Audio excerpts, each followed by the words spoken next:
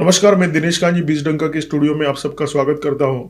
वार्तालाप में आज हमारे साथ फिर एक बार विनीत नाहटा जी है। आप पावर गिल्ड के मैनेजिंग डायरेक्टर है, अर्थ विश्लेषक है, ईपीएफओ के सेंट्रल बोर्ड के ट्रस्टी है और पीएचडी चैम्बर ऑफ कॉमर्स की इकोनॉमिक अफेयर कमेटी के चेयरमैन है। विनीत जी, न्यूज डंका के स्टूडियो में आपका स्वागत है। पिछले बार आपने बहुत सारे विषयों पर बात की जब आप न्यूज डंका में आए थे, तो इस बार एक विषय पर फोकस करते हैं। हम आज मेटल पर बात करेंगे। पिछले कुछ महीनों में एक ट्रेंड रहा है कि लोगों ने गोल्ड ETF, सिल्वर ETF में बहुत बड़े पैमाने पर इन्वेस्टमेंट की और अभी ऐसी चर्चा है कि कॉपर इज नेक्स्ट सिल्वर या कॉपर इज नेक्स्ट गोल्ड। तो इस विषय में जो इन्वेस्टर है उनके मन में थोड़ी दुविधा है, तो वो दुविधा आप दूर करें, ऐसा मैं रिक्वेस्ट करूंगा। ये जो मेटल के भाव चढ़ते और घटते हैं, उसका कारण क्या होता है? अभी पिछले कुछ दिनों में हमने देखा कि सोना और चांदी इसके अंदर में आश्चर्यजनक रूप में इनके भाव बढ़े, मूल्य वृद्धि हुई और अचानक जाके एक पॉइंट पे करेक्शन आया और हेफ्टी करेक्शन आया। उसके बाद अब बाजार स्थिर है और धीरे धीरे अपने पांव जमाने की कोशिश कर रहा है और आगे और अग्रसर होने की प्रतीक्षा में है। जो सोना और चांदी पर्टिकुलरली, इसके बारे में मैं ये कहूँगा, ये एक पैराबोलिक फेज के अंदर एंटर कर रहा है। पैराबोलिक फेज के अंदर लॉन्ग टर्म ग्रोथ निश्चित है और इसके अंदर में होता क्या है कि एक बार ये बढ़ता है, उसके बाद करेक्ट करता है, कुछ दिन स्थिर रहता है कुछ समय के लिए, उसके बाद में नेक्स्ट वेव इसका शुरू होता है। अच्छा। इसका पीरियोडिसिटी जो है ये डिमांड एंड सप्लाई के ऊपर और दूसरे जो फैक्टर्स हैं, जियोपॉलिटिकल फैक्टर्स हो सकते हैं, इकोनॉमिक फैक्टर्स हैं, उसके बाद में इसका जो डिमांड सप्लाई का इक्वेशन है और इन्वेंट्री लेवल क्या है मेटल एक्सचेंजेस में और फिजिकल इन्वेंट्री का लेवल कौन सी कंट्री कितनी होल्ड कर रही है और इसके जो टिपिकली जो माइनर्स हैं या जो कंपनीज जो इसको प्रोड्यूस करके मार्केट करते हैं उनका आउटलुक क्या है और उनका इन्वेंट्री लेवल क्या है। थोड़ा ना ये आसान करके बताइए। सपोज आपको सिल्वर ETF में इन्वेस्ट करना है, तो इन्वेस्ट करते वक्त आप कौन से 4 फैक्टर देखोगे और वो किस प्रकार से आपका रिसर्च होता है, वो जरा बताइए हमें।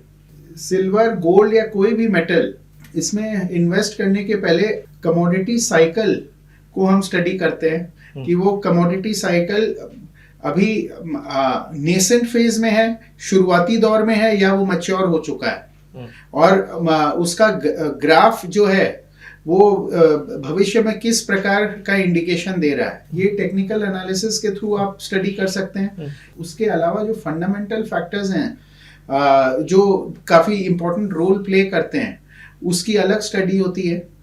उसके अंदर geopolitical situation, current price levels, foreign exchange के साथ इसका अभी इक्वेशन क्या चल रहा है, पर्टिकुलरली डॉलर और गोल्ड, इसके अंदर एक इनवर्स रिलेशनशिप है।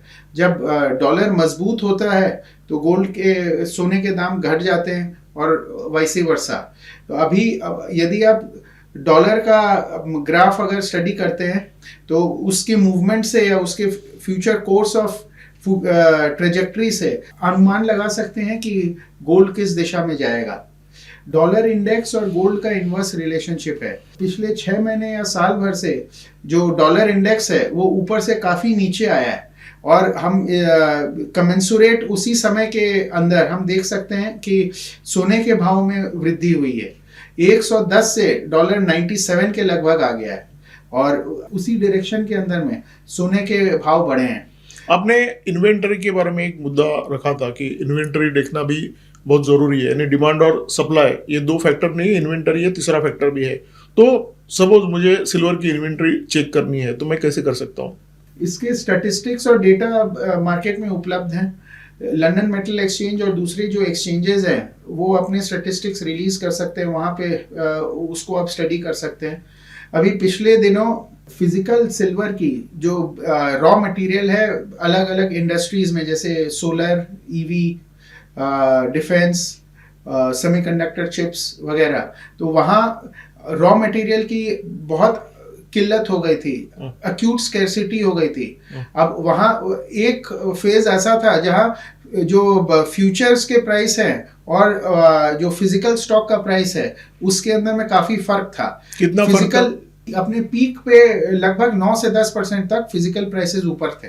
अच्छा, ये इन्वेंट्री लेवल्स जो है आप फिजिकली मार्केट में सप्लाई करने के लिए कितना इन्वेंट्री लेवल है, ये अगर बहुत ज्यादा कम हो जाता है या अपने रीऑर्डरिंग लेवल के नजदीक आ जाता है, काफी निचले स्तर पे आ जाता है, तो हम अंदाजा लगा सकते ये जो पर्टिकुलर मेटल है उसका दाम भविष्य में बढ़ेगा। इसके अलावा कई एजेंसीज है वो रिसर्च रिपोर्ट्स भी निकालती हैं जैसे इसमें काफी इन डेप्थ स्टडी करती हैं। जो आपके जो बड़े इन्वेस्टमेंट बैंकर्स है, जेपी मॉर्गन है, गोल्डमैन सैक्स है, इनका खुद का क्या है कि रिसर्च रिपोर्ट निकलता है। उसके अलावा जो सेंट्रल बैंक्स हैं जो गोल्ड सिल्वर और यूएस ट्रेजरी बिल्स, इसके अंदर में उनके पोर्टफोलियो का एक काफी बड़ा अंश होता है, तो उनकी रिसर्च रिपोर्ट रहती है। इंटरनेशनल मॉनेटरी फंड और वर्ल्ड बैंक उनका भी आउटलुक रहता है। तो ये पब्लिक डोमेन के अंदर जो बड़े इंस्टीट्यूशंस है जिनके एक अपनी खुद की रिसर्च टीम है और सीजन्ड एनालिस्ट हैं, वो रिपोर्ट्स निकालते हैं। उसको स्टडी करने से अंदाज़ा लग सकता है कि जो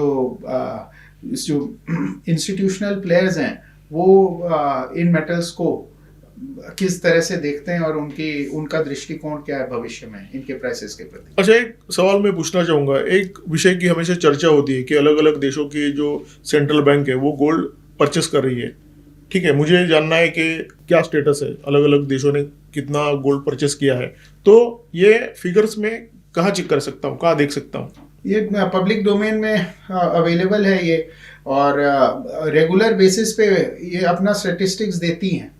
जैसे कोई पर्टिकुलर आप ये बताइए, मैं आपको एक ट्रेंड के हिसाब से कई वेबसाइट्स हैं जहां से मिल जाएगा। उस सेंट्रल बैंक की खुद की वेबसाइट से ही आप देख सकते हैं। अच्छा, रिजर्व बैंक ऑफ इंडिया वो पब्लिक डोमेन के अंदर में ये स्टैटिस्टिक्स और डेटा रिलीज भी करता है। लेकिन मुझे होलिस्टिक पिक्चर चाहिए, दुनिया में कितने देशों ने सोना खरीदी किया, तो ये अपने को पता चल सकता है? ये निश्चित तौर पे पता चल सकता है। अभी जो हाल में ट्रेंड देखा गया वो ये है कि यूएस ट्रेजरी बिल्स में अपना एक्सपोजर घटाया।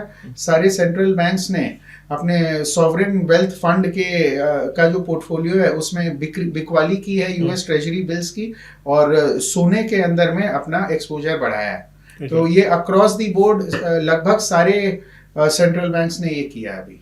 अच्छा, जेपी मॉर्गन का मेटल के बारे में एक लेटेस्ट रिपोर्ट है जिसकी हमने कुछ देर पहले चर्चा की, तो रिपोर्ट क्या कहता है? जेपी मॉर्गन का रिपोर्ट यही सजेस्ट करता है कि अभी गोल्ड और सिल्वर दोनों पैराबोलिक फेज के अंदर में एंट्री की हैं, और निकट भविष्य में मार्केट स्टेबलाइज हो जाए उसके बाद आगे क्या है कि इसके बढ़ोतरी की संभावना कई उसके अंदर में उन्होंने कारण बताए हैं। डिमांड सप्लाई मिसमैच है, इंडस्ट्रियल यूज है, और depletion of physical amount of the minerals which are available, और उसके अलावा करेंसी और जियोपॉलिटिकल टेंशंस, ये दो काफी बड़े फैक्टर्स हैं जो प्ले करेंगे।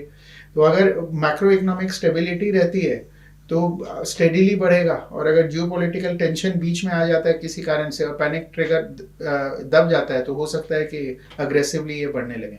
जैसे यूएस और ईरान का जो वॉर की चर्चा है वो अगर हो गया तो गोल्ड बढ़ेगा, सिल्वर बढ़ेगा, निश्चित तौर पे बढ़ेगा। अच्छा, ये जो पैराबोलिक फेज में मेटल ने एंट्री ली है, ऐसा आप जो बोले जेपी मॉर्गन का जो रिपोर्ट है, तो ये पैराबोलिक फेज कितने समय तक होती है, उसका कुछ ड्यूरेशन होता है क्या?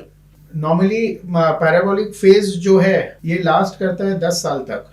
तो अभी जो हाल में जो रिपोर्ट्स आई हैं वो 10 से 15 साल का एनालिसिस उन्होंने किया है। अच्छा। और वहाँ 15 साल के इन्वेस्टमेंट होराइजन में गोल्ड और सिल्वर दोनों मूल्यों में वृद्धि का संकेत आ रहा है। अच्छा, यानी जिन लोगों ने ETF में इन्वेस्ट किया है पैसा, वो शांति से कंबल ओढ़ के वेट करे और एक 5 साल के बाद 10 साल के बाद अपने पैसे को देखें। लॉन्ग टर्म इन्वेस्टमेंट के लिए गोल्ड और सिल्वर हमेशा ही अच्छे हैं। ये सेफ, गोल्ड तो खैर सेफ हेवन है, डॉलर और गोल्ड दोनों सेफ हेवन कहे जाते थे। अभी फिलहाल डॉलर के सेफ हेवन होने के अंदर लोगों को संदेह होने लगा है। यूएस के अंदर में इन्फ्लेशन भी बढ़ गया है। उसके अलावा अभी 2 बार शटडाउन की फेज से वो निकला है। डेफिसिट फाइनेंसिंग जो यूएस में की गई है वो क्या है कि एक्सेसिव हो गई है, और डेट टू जीडीपी रेशियो वो भी बढ़ गया है। तो इन कारणों से डॉलर के ऊपर सेफ हेवन की दृष्टि से जो स्टोर ऑफ वैल्यू था और जो सेफ्टी और सिक्योरिटी का फील गुड फैक्टर आ रहा था उसमें कमी आई है। इस वजह से सारे सेंट्रल बैंक्स वहां से ये यूएस ट्रेजरी बिल से और डॉलर से अपना धीरे धीरे एक्सपोजर कम कर रहे हैं और गोल्ड में अपना निवेश जो है वो बढ़ा रहे हैं। अच्छा विनीत जी, एक मैं आपसे बात पूछना चाहता हूँ कि यूएस की इकोनॉमी की जो स्थिति है वो बहुत अच्छी नहीं है, ऐसी चर्चा कई महीनों से चालू है, लेकिन अचानक फिर डॉलर मजबूत होता है और बाकी के जो करेंसी है जैसे येन है, रुपया है, वो डॉलर के कंपैरिजन में वीक होते हैं। इसका क्या कारण है फिर? डॉलर इंडेक्स जो है वो तो लगातार पिछले 1 साल से नीचे ही आया है। 110 का इंडेक्स था, अभी लगभग 97 है। बीच बीच में इंटरमिटेंट एक बार ऊपर जाते हैं पर वो सस्टेन नहीं कर पाता है और वापस नीचे आ जाता है। रुपए के अगेंस्ट डॉलर जो है वो मजबूत रहा है और यूएस ट्रेड डील होने के बाद अभी रुपए में कुछ मजबूती के आसार दिख रहे हैं। 92 रुपीस के लगभग डॉलर चला गया था, अभी फिलहाल 90 रुपए 60 पैसे 70 पैसे है। तो ये यूएस ट्रेड डील के बाद यहाँ रुपए में कुछ स्थिरता और मजबूती के संकेत अभी मिल रहे हैं। और दूसरे देशों की करेंसी के मुकाबले रुपया ज्यादा वीक हुआ है और इसका प्रमुख कारण है यूएस से जो विदेशी संस्थागत निवेशक थे उन्होंने भारी बिकवाली की और फंड बाहर ले गए। इसके अलावा सोना और तेल का काफी बड़ा आयात हुआ है। तो इन दोनों कारणों से डॉलर का आउटफ्लो बढ़ा है। उस वजह से अगर दूसरे देशों की करेंसी से हम कंपेयर करते हैं how rupee has fared against dollar, so we find that rupee is on a weaker side but now stability is coming especially after the US trade deal and we are hoping for a good future. आपने जो बताया कि हमने बहुत सोना खरीदा, इसका effect भी रुपए पर हो गया है और रुपया कमजोर होने का एक वो भी एक इम्पोर्टेंट वजह है। इसमें इनवर्ड रेमिटेंसेस हैं, एक्सपोर्ट्स जो होते हैं उसका रेवेन्यू आता है। उसके अलावा बाहर से जो एनआरआईज है वो पैसा भेजते हैं और सॉफ्टवेयर कंपनीज है उनका काफी बड़ा कंट्रीब्यूशन है। मैन्युफैक्चरिंग और सॉफ्टवेयर इन दोनों का। नहीं, मेरा सवाल ये है कि क्या रिजर्व बैंक सोना खरीद रही है, इसके लिए रुपया कमजोर हो रहा है क्या? ये टेम्परेरी ब्लिप है। जिस समय सोने का पेमेंट किया उस समय टेम्परेरीली हो सकता है कि रुपए में गिरावट आई हो, पर बाद में जो इनवर्ड रेमिटेंसेस वगैरह आ जाते हैं उसके बाद ये स्टेबलाइज हो जाता है। अच्छा।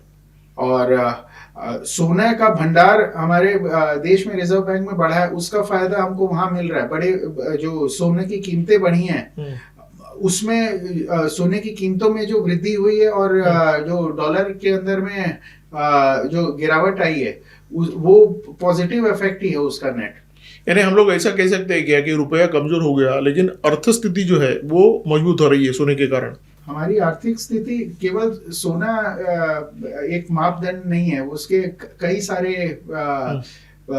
इन्फ्लेशन क्या है, मुद्रास्फीति की दर क्या है, उसके अलावा हमारा डेट टू जीडीपी रेशियो क्या है, फिर इस बार हमारा जो जीएसटी और इनकम टैक्स है उसका जो कलेक्शन है वो कैसा है, और हमारा जो फिस्कल डेफिसिट है वो कंट्रोल में है या नहीं है। तो ये काफी सारे दूसरे बहुत सारे अलग फैक्टर्स हैं। सोने का भंडार बढ़ा या घटा इससे किसी देश की अर्थव्यवस्था का मूल्यांकन करना वो एक फैक्टर है, अनेक फैक्टरों में एक फैक्टर है, ऐसा कह सकते हैं क्या? हमारे रिजर्व बैंक की ट्रेजरी में सोना का यदि भंडार बढ़ा है और सोने के मूल्य में भी वृद्धि हुई है, ये एक चीज दर्शाता है कि भविष्य में रिजर्व बैंक जो सेंट्रल गवर्नमेंट को डिविडेंड देगा वो मुनाफा वसूली करके सोने में जो उसके आय अर्जित होगी वो उस डिविडेंड जिस अनुपात में मिल रहा है उसमें हम वृद्धि एक्सपेक्ट कर रहे हैं। अच्छा, सोने चांदी के बारे में हमने चर्चा कर ली और क्योंकि इसका संबंध डॉलर से है तो डॉलर के बारे में भी हमने बात की है, लेकिन चर्चा अभी सोने चांदी से आगे निकल गई है। कॉपर की चर्चा हो रही है, एल्यूमिनियम की चर्चा हो रही है, प्लैटिनम की चर्चा हो रही है। तो क्या कारण है अचानक मेटल इतने चमक रहे हैं? विश्व में मेटल का जो रिजर्वायर है वो लिमिटेड है और जैसे जैसे इंडस्ट्रियल यूज बढ़ रहा है, अभी कई इंडस्ट्रीज हैं जो पहले नहीं थी वो बड़े रूप में इन मेटल्स का यूज करने लगी हैं अपने रॉ मटेरियल के रूप में अपने फिनिश गुड्स का उत्पादन करने में। तो इस वजह से जैसे जैसे अर्थव्यवस्था सारे विश्व की ग्रो करेगी और इन मेटल्स का कंजम्पशन बढ़ेगा, तो निश्चित तौर पे इनके मूल्यों में वृद्धि होने की वो लग रहा है कि इनके इसमें प्राइस अप्रिशिएशन आएगा। कुछ एक मिनरल्स हैं जो क्या है कि हर कंट्री अपनी इंडस्ट्री को प्रोटेक्ट करने के लिए, सेल्फ सफिशिएंसी और सेल्फ रिलायंस लाने के लिए और अपना सप्लाई चेन लॉजिस्टिक्स जो है उसको और सुदृढ़ करने के लिए कुछ एक मेटल्स जो है उसके अंदर में या तो कंट्री के साथ ट्रीटी करके या फिर अपने देश में अगर वो माइंस या मिनरल्स मिलता है तो उसका एक्सप्लोरेशन करके और या फिर खरीद के बाजार से खरीद के अपना भंडार बढ़ा के और अपना ट्रेजरी चेस्ट को और इम्प्रूव करके रख रही है, ताकि भविष्य में जब उनकी इंडस्ट्री को इन मेटल्स को रॉ मटेरियल के रूप में आवश्यकता हो तो उन्हें उनका काम न रुके और आर्म ट्विस्टिंग दूसरे देश ना कर पाए। अच्छा, केंद्र सरकार ने अभी हाल ही में जो बजट सेशन में ये घोषणा हुई थी कि रेयर अर्थ के संदर्भ में 4 राज्यों का एक बोर्ड केंद्र सरकार ने बनाने का ऐलान किया है, घोषणा की है, तो उसके बारे में बताइए। रेयर अर्थ मैग्नेटिक मिनरल्स हमारे विकसित भारत का स्वप्न को पूरा करने के लिए कई जो क्रिटिकल इंडस्ट्रीज है उनका एक बहुत महत्वपूर्ण रॉ मटेरियल है, जैसे solar, electric vehicle, defence, semiconductor और सर्वेलेंस। अभी तक चाइना मोनोपोलाइज कर रहा था रेयर अर्थ मैग्नेटिक मिनरल में और पूरे विश्व को वो एक्सपोर्ट कर रहा था। कुछ दिनों पहले चाइना ने ये निर्णय लिया कि ये रेयर अर्थ मिनरल वो एक्सपोर्ट नहीं करेंगे, अपने खुद के कैप्टिव कंजम्पशन के लिए अपनी खुद की इंडस्ट्रीज को सप्लाई करने के लिए वो इसका इस्तेमाल करेंगे। तो इसके फलस्वरूप हमारी जो इंडस्ट्रीज है उनमें रॉ मटेरियल की सोर्सिंग का जो बैकअप प्लान है उसके चलते ऑस्ट्रेलिया, पेरू और चिली इनके साथ हमारे कंट्री ने ट्रीटी की है रॉ मटेरियल की सप्लाई के लिए। इसके अलावा अभी हमारे इंडिया के अंदर में जहां ये रेयर अर्थ मैग्नेटिक मिनरल्स उपलब्ध है वो जो माइनिंग और एक्सप्लोरेशन और कमर्शियल एक्सप्लोइटेशन उसके लिए इस बजट में एक रेयर अर्थ मैग्नेटिक मिनरल के लिए नेशनल कॉरिडोर करने की स्थापना करने की घोषणा हुई है। इसमें 4 मेन स्टेट्स है, आंध्र प्रदेश, तेलंगाना, केरल और उड़ीसा। यहाँ फोकस्ड वे में एक्सप्लोरेशन और माइनिंग होगी और इससे हमारे कंट्री में सेल्फ सफिशिएंसी और सेल्फ रिलायंस इन मिनरल्स के संदर्भ में बढ़ेगी और हमारे इंडस्ट्री को स्टेबिलिटी मिलेगी और वो फ्यूचर की प्लानिंग कर सकते हैं और अपना ग्रोथ ट्रेजेक्टरी उस हिसाब से आगे विस्तार कर सकते हैं। अच्छा, ये जो घोषणा है कॉरिडोर की, तो उसका कुछ सरकारी कंपनियों पर तो असर होगा, यानी जो शेयर मार्केट में जिनके भाव कम ज़्यादा होने की संभावना है या इन्वेस्टमेंट के तौर पर जिनको देखा जा सकता है। कई पीएसयूज हैं जो रेयर अर्थ मैग्नेटिक मिनरल्स के अंदर में काफी एक्टिव हैं। उसमें सबसे ऊपर आता है Gujarat mineral development corporation, GMDC।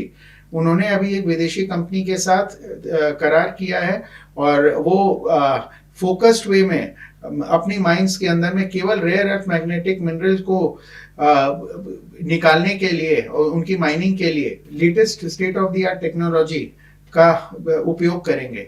इसके अलावा उड़ीसा मिनरल डेवलपमेंट कॉर्पोरेशन, चूंकि उड़ीसा एक स्टेट है जिसको जो कॉरिडोर में शामिल है, और नाल्को, इन 2 कंपनीज को फायदा हो सकता है। और जो दूसरी कंपनियां हैं उसमें NMDC, निवेली लिग्नाइट और कुछ हद तक सेल, ये 3 कंपनियां हैं जो क्या है कि रेयर अर्थ मैग्नेटिक मिनरल्स के अंदर में, और कोल इंडिया अच्छा काफी रुचि दिखा रही है और विदेशों में भी जाके माइंस खरीदने का इनका प्लान बन रहा है। अच्छा, यानी ये जो मेटल की चमक है इंडस्ट्रियल ग्रोथ के कारण आगे भी बनी रहेगी, ऐसी संभावना फिलहाल दिख रही है निश्चित तौर पे। तो विनीत जी, जो इन्वेस्टर है जो हमेशा फोमो के शिकार होते हैं, जब कोई चीज़ के भाव बढ़ने लगते हैं तो उसमें कूद पड़ते हैं, इन्वेस्ट करते हैं और ऐसे समय पर इन्वेस्ट करते हैं कि उनका नुकसान होता है। तो अभी जो सिचुएशन है, क्या लगता है आपको कि अगर मेटल में आपको पैसा लगाना है तो किस प्रकार से लगा सकते हैं? फोमो जो है ये सब्जेक्टिव एलिमेंट है और समय के साथ बदलता है। अब कुछ दिन पहले चांदी एक तरफा बढ़ी जा रही थी, उसके बाद अचानक ब्रेक लग गया। जो लोग फोमो के शिकार थे उनके चेहरे पे मुस्कान आ गई, और जो पहले निवेश करके बैठे थे उनका पोर्टफोलियो कम हो गया तो उनको दुख हो रहा है। तो ये सब्जेक्टिव एलिमेंट है, और ये क्या है कि समय के साथ बदलता ही रहता है। अच्छा। जो लॉन्ग टर्म इन्वेस्टर है उसको 5 साल या 10 साल के इन्वेस्टमेंट होराइजन से मेटल्स के अंदर में अगर वो निवेश करे और वो लेवरेज्ड बाय आउट ना हो, मतलब उधार पैसे ब्याज में लेके मेटल को प्ले करने की कोशिश ना करें, उसमें क्या है कि झटके लगने की और नुकसान होने की संभावना है। लॉन्ग टर्म इन्वेस्टर के लिए मेटल्स के अंदर में निवेश करने में कोई हानि नहीं है, और इनको बहुत अच्छा ही रिजल्ट मिलेगा। हिस्टोरिकली भी अगर आप देखें तो गोल्ड एंड सिल्वर बहुत अच्छा परफॉर्म किए हैं। अच्छा, तो ये जो चर्चा है वो मार्केट में क्या हो रहा है ये आपको जानकारी देने का प्रयास है। ये कोई भी इन्वेस्टमेंट एडवाइस नहीं है। अगर आपको किसी भी मेटल में किसी भी शेयर में इन्वेस्ट करना है तो आपके सेबी रजिस्टर्ड आपका जो कंसल्टेंट है उससे आप कंसल्ट कीजिए और बाद में इन्वेस्ट कीजिए। विनीत जी, आप न्यूज़ डंका के स्टूडियो में आए, बहुत अच्छी जानकारी दी, आपका समय दिया, इसके लिए बहुत बहुत धन्यवाद। नमस्ते।